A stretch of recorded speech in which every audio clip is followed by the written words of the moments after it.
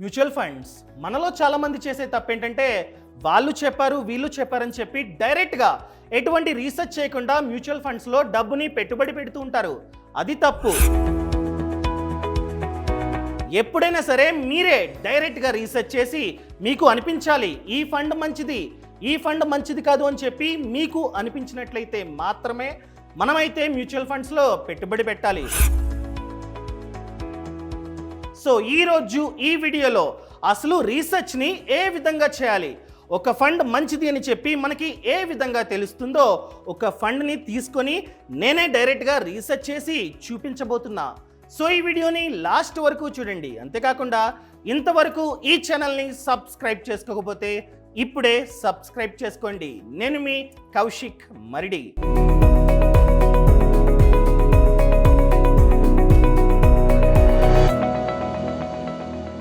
For example ఎవరో చెప్పారండి, axis blue chip fund చాలా బాగుందని చెప్పారు. అలాంటప్పుడు ఏం చేయాలి? గూగుల్ ఓపెన్ చేసి axis blue chip fund direct growth click చేసా, వస్తుంది moneycontrol.com. క్లిక్ చేయండి, బాగుంటుంది. క్లిక్ చేయగానే ఇక్కడ చూడొచ్చు మీరు. ఇక్కడ ముందుగా రెగ్యులర్, డైరెక్ట్ అని చెప్పి రెండు ఉన్నాయి. అసలు రెగ్యులర్ అంటే కమిషన్ ఎక్కువ ఉంటుంది, అనగా రెగ్యులర్లో మిడిల్ మెన్స్ ఉంటారు, డైరెక్ట్లో ఎటువంటి మిడిల్ మెన్స్ ఉండరు. సో కమిషన్ తక్కువ, కమిషన్ ఖచ్చితంగా ఉంటుంది. దాన్నే ఎక్స్పెన్స్ రేషియో అంటాం. ఫర్ ఎగ్జాంపుల్ ఇక్కడ చూడొచ్చు మీరు, ఎక్స్పెన్స్ రేషియో ఎంత? 0.52%. ఓకేనా? ఎందులో? డైరెక్ట్లో.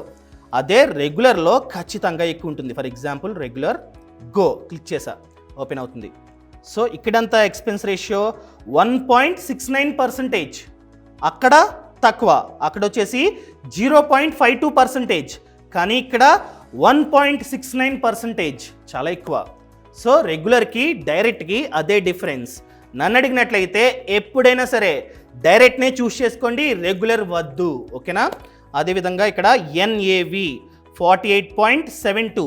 NAV అంటే net asset value. For example స్టాక్స్లో చూసుకున్నట్లయితే షేర్ ప్రైస్, కానీ మ్యూచువల్ ఫండ్స్లో దాన్ని NAV అంటాం, అనగా ఒక యూనిట్ 48.72 రూపీస్.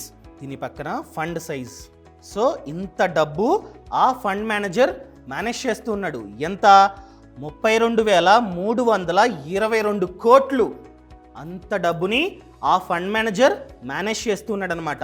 ఇది ఫండ్ సైజ్. దీన్ని కూడా చూసుకోవాలి. కింద క్రిసల్ ర్యాంక్ ఎంత? 1 స్టార్. కేవలం 1 స్టార్ మాత్రమే ఇచ్చారు. గమనించండి, నార్మల్గా 5 స్టార్స్ ఉంటాయి, కానీ ఈ ఫండ్కి క్రిసల్ వాళ్ళు కేవలం 1 స్టార్ మాత్రమే ఇచ్చారు. ఎందుకు? వాళ్ళు expense ratio, fund performance, fund manager, companies అన్నీ చూస్తారు. అన్నీ చూసి వాళ్ళైతే 1 స్టార్ మాత్రమే ఇచ్చారు. అదేవిధంగా రిస్క్ మీటర్ వెరీ హై. ఇక్కడ రిస్క్ అన్నది చాలా ఎక్కువ అంట. ఇవన్నీ మనమైతే గమనించాలి. అదేవిధంగా కిందకు వస్తున్న SIP క్యాలిక్యులేటర్. దానికన్నా ముందు ప్రాఫిట్స్ చూద్దాం, ఏ విధంగా రిటర్న్స్ అనేవి వస్తున్నాయో కూడా చూద్దాం. రిటర్న్స్ని క్లిక్ చేసా, కిందకు వస్తున్నా చూడండి. లాస్ట్ 1 వీక్గా ఇక్కడ రిటర్న్, అబ్సల్యూట్ రిటర్న్ అన్నది 4.82%. లాస్ట్ 1 వీక్గా రిటర్న్స్ కాస్త ఎక్కువగా ఉన్నాయి. లాస్ట్ 1 మంత్గా 11.23%. అదేవిధంగా లాస్ట్ 3 మంత్స్గా 1.46%. లాస్ట్ 6 మంత్స్గా చూసుకున్నట్లయితే మైనస్, లాసెస్లో ఉంది. మీరే కనుక 1 మంత్ బ్యాక్ ఈ ఫండ్లో పెట్టుబడి పెట్టినట్లయితే మీకు వచ్చిన లాస్ -4.09%. అర్థమైందా? ఇక్కడ యాన్యువలైజ్డ్ రిటర్న్స్ అంటే లాస్ట్ 1 ఇయర్ ఇదే రోజు నుంచి ఈ రోజు వరకు. ఫర్ ఎగ్జాంపుల్ ఈ రోజు డేట్ వచ్చేసి July 2nd. So last year 2021 July 2nd నాడు మీరైతే పెట్టుబడి పెట్టినట్లయితే ఈ రోజుకి మీకు వచ్చిన ప్రాఫిట్ అనగా రిటర్న్ 3.84%. దాన్నే యాన్యువలైజ్డ్ రిటర్న్స్ అంటాం. అదేవిధంగా లాస్ట్ 2 ఇయర్స్గా మనకు వచ్చిన రిటర్న్ 21.40%, ఎక్కువే. అదేవిధంగా లాస్ట్ 3 ఇయర్స్గా 16.4, లాస్ట్ 5 ఇయర్స్గా 14.35. అదేవిధంగా సిన్స్ ఇన్స్పెక్షన్ అనగా ఈ ఫండ్ ఎప్పుడైతే స్టార్ట్ అయిందో అప్పటి నుండి ఈ రోజు వరకు మనకి వచ్చిన రిటర్న్ 15.47%. ఆ విధంగా ఉంటుందన్నమాట. సో ఇవన్నీ చూడాలి.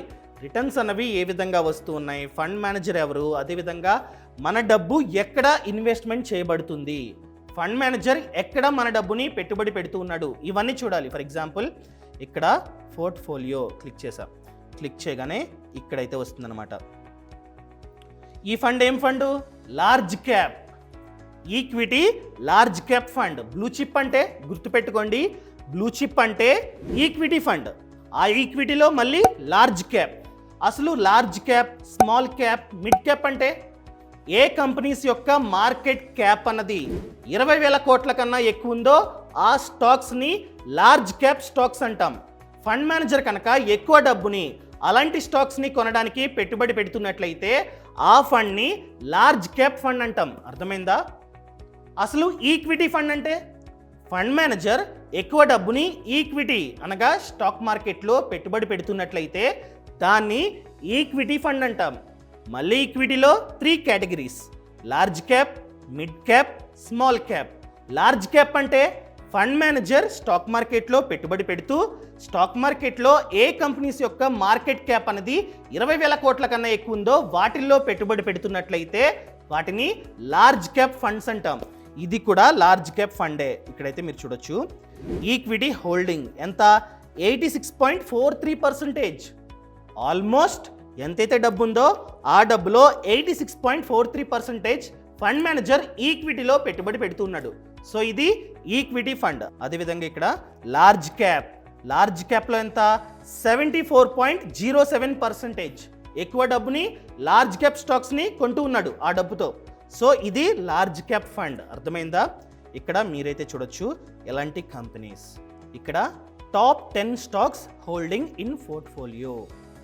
ఫండ్ మేనేజర్ ఎలాంటి స్టాక్స్లో ఎక్కువగా పెట్టుబడి పెడుతున్నాడంటే ICICI bank, Bajaj finance, Infosys, HDFC, TCS, Reliance, Kotak Mahindra, అదేవిధంగా ఎయిర్టెల్. వీటిల్లో ఎక్కువగా మన డబ్బుని పెట్టుబడి పెడుతున్నాడు అనమాట. ఎక్కువ పర్సంటేజ్ వచ్చేసి ఐసిఐసిఐ బ్యాంక్ ఎంత, 9.36%. సో ఎంతైతే డబ్బుని మేనేజ్ చేస్తూ ఉన్నాడో దానిలో 9.36% వచ్చేసి ఐసిఐసిఐ బ్యాంక్ అనగా ఆ బ్యాంక్ యొక్క స్టాక్స్ని కొంటూ ఉన్నాడు. ఫర్ ఎగ్జాంపుల్ మనం ఏం చేయాలి, అలాంటప్పుడు ఐసిఐసిఐ బ్యాంక్ స్టాక్ అని కొట్టాలి. కొట్టి ఆ స్టాక్ ఏ విధంగా ఉందో చూడాలి. అంతే కదా, ఎక్కువ పర్సంటేజ్ ఆ స్టాక్స్నే కొంటూ ఉన్నాడు కదా. సో ఆ కంపెనీ ఏ విధంగా ఉంది, ప్రాఫిట్స్ అన్నవి వస్తున్నాయా. ఇది వచ్చేసి డైరెక్ట్ స్టాక్ మార్కెట్. ప్రెజెంట్ వచ్చేసి షేర్ ప్రైస్ 818 ఉంది. ఓకేనా? కిందకి రండి. కిందకు వచ్చి ఆ కంపెనీకి లాభాలు ఏ విధంగా వస్తున్నాయో చూడండి. ఇక్కడ ఫినాన్స్ క్లిక్ చేసాం. ప్రాఫిట్స్ వస్తున్నాయా? వస్తున్నాయి. నెట్ ప్రాఫిట్ ఫర్ ఎగ్జాంపుల్ 2018లో 9,100 కోటి నెట్ ప్రాఫిట్. ఖర్చంతా పోయిన తర్వాత ఆ కంపెనీకి 2018లో 9,100 కోట్లు ప్రాఫిట్ వచ్చింది. 2019లో తగ్గింది, 5,689 కోట్లు. 20లో ఇంక్రీజ్ ఎంత, ఏకంగా 5,000 CR నుంచి 11,000 CRకి ఇంక్రీజ్ అయింది. అదేవిధంగా 21లో 20,000 crore డబుల్, 22లో 25,000 CR. సో ప్రాఫిట్స్ అనేవి ఇంక్రీజ్ అవుతున్నాయి. కంపెనీ బాగుంది అని చెప్పి మనమైతే అర్థం చేసుకోవాలి. అదేవిధంగా ఆస్తులు, అసెట్స్ వస్తూ ఉన్నాయా, బ్యాలెన్స్ షీట్ క్లిక్ చేసా. క్లిక్ చేయగానే ఓపెన్ అవుతుంది. కిందకి రండి. అసెట్స్ కూడా ఇంక్రీజ్ అవుతూ ఉన్నాయి. ఫర్ ఎగ్జాంపుల్ 18, 19, 20, 21, 22 చూడండి. 18లో 9,000 కోట్లు, 19లో సేమ్, 20లో 10,000 CR, 21లో 10,000, 22లో 10,605 CR. సో అసెట్స్ కూడా బాగానే ఉన్నాయి. 10,000 కోట్ల ఆస్తి ఉంది ఆ కంపెనీకి. సో అంతా బాగానే ఉంది. సో మనం ఏం చేయొచ్చు, ఓకే ఫస్ట్ టాప్ కంపెనీ బాగుంది, ఐసిఐసిఐ బ్యాంక్ బాగానే ఉంది, లాభాలు వస్తున్నాయి, అంత బాగుందని చెప్పి మనమైతే అర్థం చేసుకోవాలి. ఈ విధంగా ఆ ఫండ్ మేనేజర్ ఎక్కడైతే ఎక్కువ పర్సంటేజ్ ఆఫ్ అమౌంట్ని పెట్టుబడి పెడుతున్నాడో, ఎలాంటి స్టాక్స్ని కొంటూ ఉన్నాడో దాన్ని కూడా మనమైతే చూడాలి. అంతేగాని వాళ్ళు చెప్పారు వీళ్ళు చెప్పారని చెప్పి డైరెక్ట్గా మనమైతే పెట్టుబడి పెట్టకూడదన్నమాట. అదేవిధంగా ఇవన్నీ కంపెనీస్. ఇంకా మనం చూడాల్సింది ఏంటంటే main thing, scheme details. Fund manager ఎవరు క్లిక్ చేసా, కిందకు వస్తున్నా. ఇక్కడ మీరైతే చూడొచ్చు ఇక్కడ ఫండ్ మేనేజర్ నేమ్స్ వచ్చేసి హితేష్, అదేవిధంగా దివాల్కర్ వీళ్ళనమాట. సో వాళ్ళు మంచి వాళ్ళ, అక్కడ క్లిక్ చేసా. వాళ్ళ నేమ్ మీద క్లిక్ చేయగానే వాళ్ళు ఎలాంటి ఫండ్స్ని మేనేజ్ చేస్తున్నారు, వాటి యొక్క ప్రాఫిట్స్ ఏ విధంగా ఉన్నాయి మొత్తం చూడొచ్చు. ఇక్కడ చూసుకున్నట్లయితే ఎక్కువ గ్రీన్ ఉన్నాయి. సో ఫండ్ మేనేజర్ ఏమైతే మేనేజ్ చేస్తున్నాడో ఆ ఫండ్స్ బాగున్నాయి, ఫైన్, ఫండ్ మేనేజర్ మంచివాడు అని చెప్పి అర్థం చేసుకోవాలి. ఈ ఫండ్ అయిపోయింది కదా, ఈ విధంగా మనమైతే చూస్ చేసుకోవాలన్నమాట. ఓకే, ఈ ఫండ్ బాగుంది. Okay, next one ICICI Pru US blue chip equity fund. ఇదొక ఇంటర్నేషనల్ ఫండ్, యుఎస్ అనగా అమెరికా. సో ఎక్కువ మనం ఎంతైతే డబ్బుని పెట్టుబడి పెడతామో దానిలో ఎక్కువ పర్సంటేజ్ ఆఫ్ అమౌంట్ని యుఎస్ అమెరికా స్టాక్స్ని కొంటూ ఉంటాడు ఫండ్ మేనేజర్. ఇక్కడ ఎక్స్పెన్స్ రేషియో 1.19%, కాస్త ఎక్కువ. ఇది డైరెక్ట్లో కూడా ఎక్స్పెన్స్ రేషియో ఎక్కువ ఉంది, ఎందుకంటే ఇది యుఎస్ స్టాక్, ఇంటర్నేషనల్ ఫండ్ కాబట్టి ఎక్కువ ఉంది. అదేవిధంగా ఇక్కడ మీరైతే చూడొచ్చు ఎన్ఏవి 48.34 రూపీస్ అనమాట. ఫండ్ యొక్క సైజ్ వచ్చేసి చాలా తక్కువ, 1800 CR, చాలా తక్కువ. అదేవిధంగా ఇక్కడ ప్రాఫిట్స్ అనేవి ఏ విధంగా వస్తున్నాయో చూద్దాం. రిటర్న్స్ క్లిక్ చేసాం, క్లిక్ చేసి కిందకు వస్తున్నా. ఇక్కడ ప్రాఫిట్స్ అనేవి ఏ విధంగా వస్తున్నాయో కూడా మనమైతే చూడొచ్చు. చూడండి, లాస్ట్ 5 ఇయర్స్గా 17%, 3 ఇయర్స్గా 17.49%, లాస్ట్ 2 ఇయర్స్గా 15.94%. Okay, decent. సో ఈ విధంగా అర్థం చేసుకోవాలి. అదేవిధంగా ఎక్కడ పెట్టుబడి పెడుతున్నాడు, పోర్ట్ఫోలియో, ఇవన్నీ యుఎస్ స్టాక్స్ అనమాట. ఫర్ ఎగ్జాంపుల్ కిందకు వస్తున్నా, ఈక్విటీలో 98.65%, ఈక్విటీలో ఎక్కువగా డబ్బుని పెట్టుబడి పెడుతూ ఉన్నాడు, ఎందుకంటే ఈ స్టాక్ నేమే బ్లూ చిప్ అనగా ఈక్విటీ ఫండ్. ఓకేనా, కిందకు వస్తున్నా. ఇవన్నీ కంపెనీస్ అనమాట. వీటిలో చూసుకున్నట్లయితే ఫేస్బుక్ ఉంది, అదేవిధంగా ఇంకొన్ని ఉన్నాయి. ఇవన్నీ అమెరికా కంపెనీస్ అనమాట. సో వీటిల్లో ఎక్కువగా పెట్టుబడి పెడుతున్నాడు ఫండ్ మేనేజర్. ఈ విధంగా అర్థం చేసుకోవాలి. అదేవిధంగా ఇంకొక fund IDFC Nifty 50 index fund. ఇదొక ఇండెక్స్ ఫండ్ అనమాట. సో నిఫ్టీ 50లో మాత్రమే పెట్టుబడి పెడుతుంటాడు ఫండ్ మేనేజర్. క్రిసల్ వాళ్ళు 2 స్టార్ రేటింగ్ ఇచ్చారు, అదేవిధంగా వెరీ హై అంట. Expense ratio 0.1%. ఫండ్ యొక్క సైజ్ వచ్చేసి 424 CR, తక్కువ. అదేవిధంగా కిందకు వస్తున్న రిటర్న్స్ చూద్దాం ఏ విధంగా ఉన్నాయో. ఇలా చూడాలి, ప్రతి ఒక్క స్టాక్కి ఈ విధంగా చూసిన తర్వాత మాత్రమే పెట్టుబడి పెట్టాలి, అంతేగాని డైరెక్ట్గా పెడతా వాళ్ళు చెప్పారు వీళ్ళు చెప్పారు అనుకున్నట్లయితే లాసెస్ తప్పవు. అదేవిధంగా రిటర్న్స్ అన్నవి డీసెంట్గా ఉన్నాయి, 11%, 26, 17, 12, ఫైన్. ఈ విధంగా కంప్లీట్గా రీసెర్చ్ చేసిన తర్వాత మాత్రమే మనమైతే పెట్టుబడి పెట్టాలి.